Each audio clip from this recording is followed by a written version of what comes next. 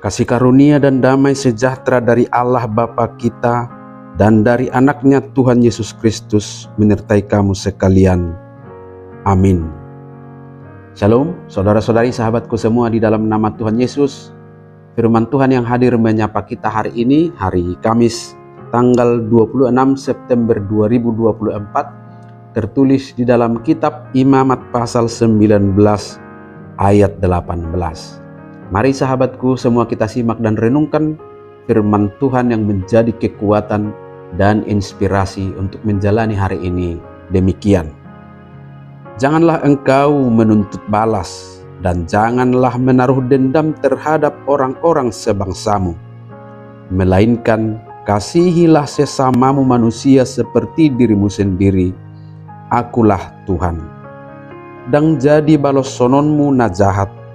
Jaladang jadi marsuni-sunian roham tu anak ni bangsom. Ikon haholongammu dongammu jolma songo dirim. Ai ahudo Jahoba. Demikian firman Tuhan. Sahabat renungan harian, saudara-saudariku yang terkasih di dalam nama Tuhan Yesus.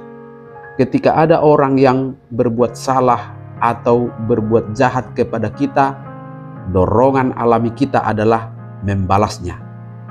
Karena secara psikologis, ketika seseorang mengalami tekanan yang salah satunya diperlakukan secara tidak adil, maka pasti akan secara reaktif membalasnya.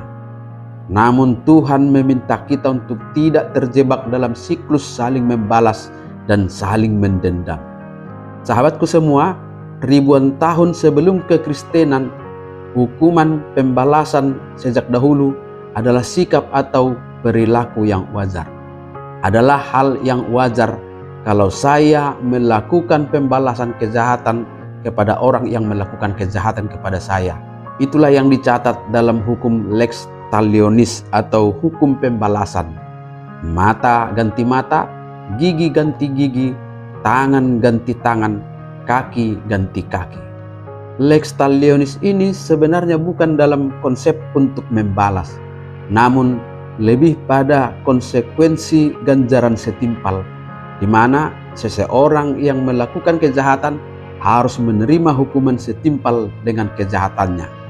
Tetapi pada prakteknya hukum ini justru menjadi legitimasi untuk membalaskan kejahatan dengan kejahatan. Maka firman Tuhan hari ini mengingatkan kita supaya jangan menuntut balas dan janganlah menaruh dendam, melainkan mengasihi sesama manusia seperti diri kita sendiri. Semuanya itu kita lakukan oleh karena Tuhan. Dengan pengajaran ini kita perlu belajar untuk menahan diri, mengendalikan emosi, dan mempercayakan keadilan kepada Tuhan, sehingga kita dapat mengampuni dan membuang rasa dendam. Memaafkan kesalahan orang lain dan tidak menyimpan dendam kepadanya adalah memang sebuah pekerjaan sulit, namun menjadi sebuah tindakan yang sangat penting dalam ajaran kekristenan kita. Dendam hanya membawa beban batin dan menciptakan kepahitan dalam hati kita. Padahal Tuhan menginginkan kita untuk hidup dalam damai, dan itu hanya bisa dicapai jika kita membebaskan hati dari dendam dan memberikan ruang yang seluas-luasnya untuk pengampunan, karena pengampunan akan membebaskan diri kita dari rasa sakit yang terus-menerus.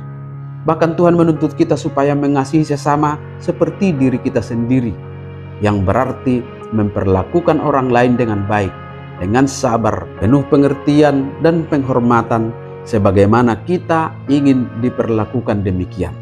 Karena tidak mungkin seseorang akan menyakiti dirinya sendiri. Demikianlah kita menunjukkan kasih kepada sesama kita. Dan yang penting, semua itu kita lakukan adalah hanya karena kita percaya bahwa pembalasan adalah hak Tuhan Allah kita, yang pasti akan memperlakukan hukum dan keadilannya secara sempurna. Amin. Selamat beraktivitas, Tuhan memberkati.